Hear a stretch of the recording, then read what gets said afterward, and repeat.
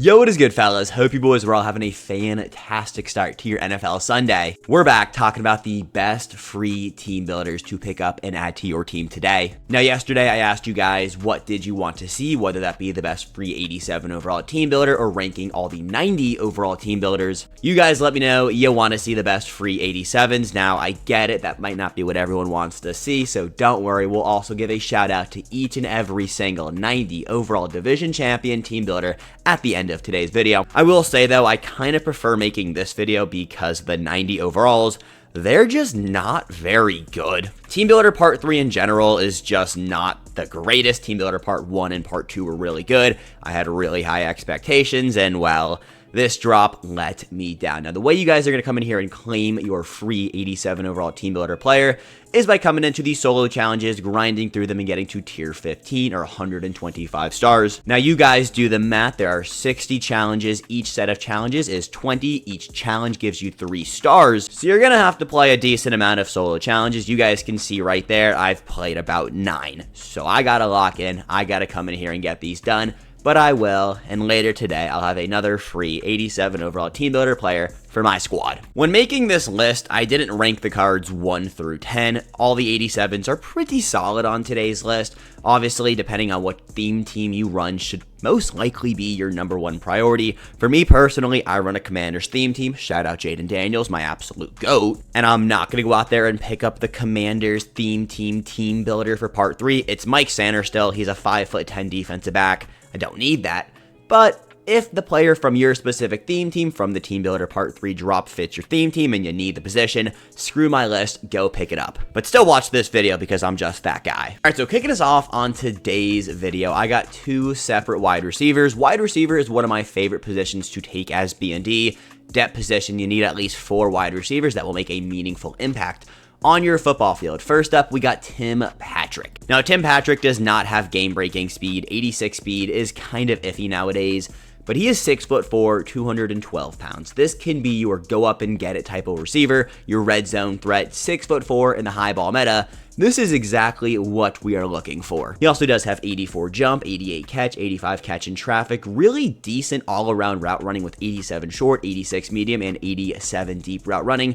But the real reason you're picking up this card, 6'4", 212 pounds, he is a big body. Now, after the catch, don't expect him to be much, 71 juke move, but at the end of the day, this is like a significantly budgetier Randy Moss, Tim Patrick. He's a solid card, especially if you can lock him in for free. Now, the other wide receiver we're going to talk about today is Trey Palmer. I also want to give a quick little shout out to Christian Kirk. He's the Jacksonville Jaguars team builder. He does have 87 speed. Trey Palmer is just a little bit better. 88 speed, 6 foot, 192 pounds, 80 jump, 87 catch, 84 short, 86 medium, and 87 deep route running. He is a solid little wide receiver right here. 6 foot, not the high ball meta you want, but 6 foot is a solid wide receiver height. I always say that 6'1" wide receivers typically run the most like just pure routes. Shorter wide receivers, they're really just shifty. 6 foot wide receivers are kind of like that in between route versus like shiftiness. Taking a look here at Trey Palmer after the catch, there is no shift in that whatsoever. 67 juke, 60 spin, 87 change of direction is not terrible. At the end of the day, this can be your wide receivers 3, especially if you run a Bucs theme team. And hey, Trey Palmer woke up pissed off today. Coming in at number 8, we got the last skill position. I guess you can call this a skill position for the offensive side of things.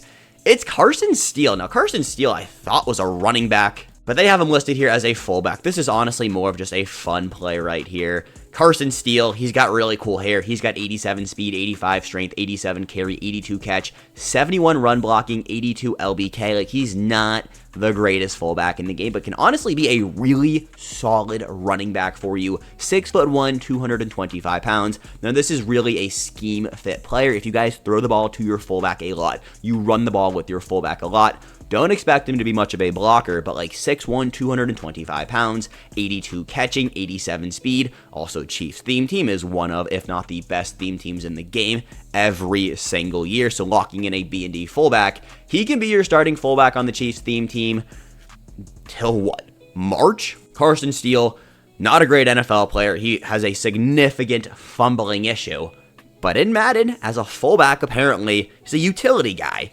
It's a cool card. There are two cards on today's video that I actually really like. Number 7, right end, Broderick Washington is one of those guys. The Ravens team builder. 6'2", 314 pounds, right end. You put this guy in at defensive tackle, he has 81 speed, 84 excel, 87 tackle, 88 block shed, 87 power move, 77 finesse move. Do not run this guy off your edge. Bump him in as your rush DT. He is going to cause havoc. Now, we haven't taken a look at any of the chems or abilities on all of these players. We can do that from here on out. You guys can see right here. Each of these team builders do get 2 times team chem for whatever specific team they're playing for. So again, another reason to pick your specific theme team's player. But Broderick Washington is one of those cards that can be a pure like utility guy on your Madden team. Put him in as your rush defensive tackle. You don't have to have him anywhere else on your field. 81 speed, 314 pounds in the middle. Big body, good speed, really good block shed, great power move. This card is going to be sneaky good. I said this earlier, but we're not ranking the cards 1 through 10. If we were, I think this card would be top 3 for me. I don't see anybody talking about this card. I found him. I'm putting you guys on Broderick Washington. At number 6, we got Alperen Sengun's little brother, Sengun Ulabe, pass coverage left outside linebacker.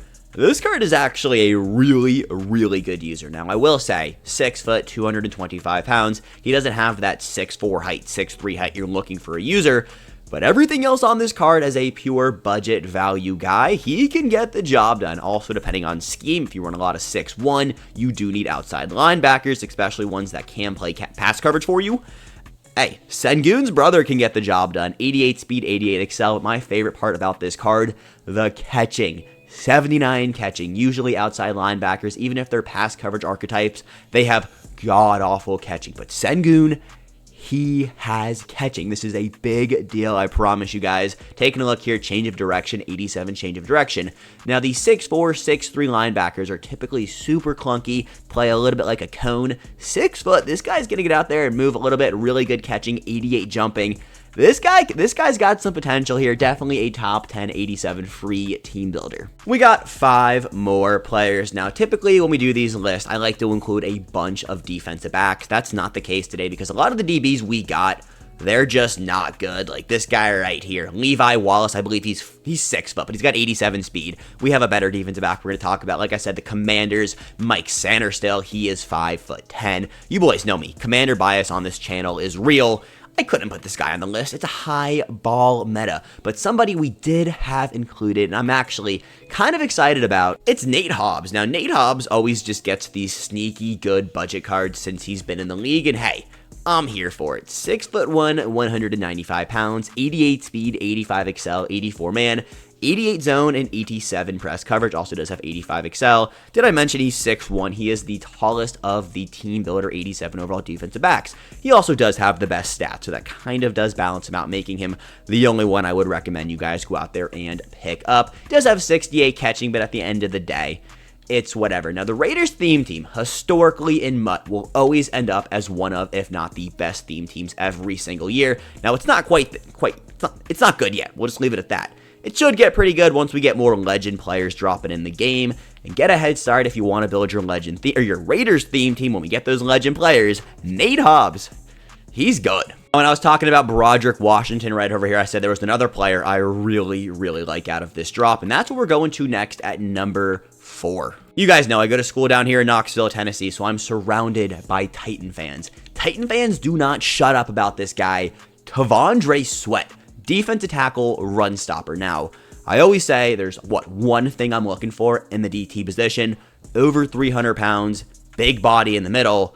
Look at T'Vondre Sweat. 6'5", 366 pounds. This guy is going to eat up the middle of the field. Also, the rest of his stats, oh my god, 76 speed at 366 pounds. I got to see that big boy move. 87 tackle, 87 block shed, 88 power move. This is going to be my free team builder play. Now, for me personally, I need a defensive tackle, so it kind of made it really easy for me to decide who I'm going with. But T'Vondre Sweat, this card is disgusting. He is, in my opinion, the best player we're going to be talking about today. Is DT, the most important position on your field? No, it's probably not. But T'Vondre Sweat, pick him up, lock him in as a BND, as an 87 overall. I think that's the best way to go about the free team builder. Last 3 cards we got before we take a look at the 90s. I'm going to be honest, I got 3 offensive linemen, a tackle, a guard, and a center. At tackle, I got Jordan Mailata. He is an absolute unit. 6'8", really good rushing and pass blocking stats. 84 strength isn't the craziest, but he's 6'8", 365 pounds. I do want to say T'Vondre Sweat is 1 pound heavier than Jordan Mailata, but Mailata does have him by a few inches. 6'8" is the second tallest player in the game. I believe Jonathan Ogden is 6'9", but Mailata, it's a really good card. Also, Eagles theme team is always going to be pretty good. Can play right tackle for you at the end of the day. Jordan Mailata, he is the best team builder offensive tackle to pick up. But again, if your team, your specific theme team that is, has an offensive lineman, go pick up that specific offensive lineman for your theme team. For example, I know a lot of you, I don't know if a lot of you guys, but I know a few of you guys do currently run a Pittsburgh Steelers theme team. I didn't have their center, Zach Frazier, as my, free 87 for the center position.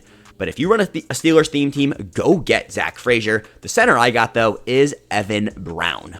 Card is, a pretty solid center, 6'2", 305 pounds. So he does have that big body size you want in the middle. His speed is a little bit iffy at 63, but speed on the center position isn't the craziest thing. You really just want a well-rounded player. 88 strength, 87 pass blocking, 88 run blocking. I don't think I've said this quite yet in today's video, but when it comes to B&D players, picking offensive linemen, it's usually the go-to route, especially on a drop like this where the skill positions and everything else, like DBs, isn't the craziest. Picking up an Evan Brown or a Jordan Mailata, it really is the go-to play. Now, I'm not doing that because I want T'Vondre Sweat, but for the majority of people who don't need a defensive tackle, go get an Evan Brown. He also can play left guard and right guard for you, which is pretty, it's a big deal. It's actually really good. They've been doing this with a lot of centers. They're dropping, letting them play center and then both guard positions. It just increases their longevity on your field. And at number 1, or the last 87 we're going to be talking about today, it's Zion Williamson's younger brother, Zion Johnson. This card is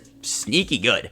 90 strength, 86 pass blocking, 87 run blocking, 6'3", 316 pounds. Now, taking a look over here at his speed, because speed does matter at the guard position. 62 speed. That's not game-breaking speed whatsoever, but 90 strength, that's the strongest card we got dropping today. So those were 10 87s I really like. Then we will take a look at each and every single 90 overall quickly. Fellas, the 90 overalls we got with this drop specifically are just not good. Now, obviously, if you run a Jaguars theme team, go get Tyson Campbell. I actually do think Tyson Campbell is one of 2 cards that I don't mind picking up. 89 speed, 87 man, 90 zone, 92 press, 6'1", 195 pounds. But usually if we get a card like this, especially in a promo like Team Builders that has been so good all year, this would be considered one of the mid or worser cards. Well, he is one of the best, which is just, it makes no sense. Abraham Lucas is a 515,000 coin right tackle. We just talked about right tackles and left tackles that I thought were really good. Jordan Mailata is going to play the exact same as Abraham Lucas. And if you were to go out there and buy him with coins, Mailata is 115,000 coins. Abraham Lucas is 515,000 coins. You guys do the math.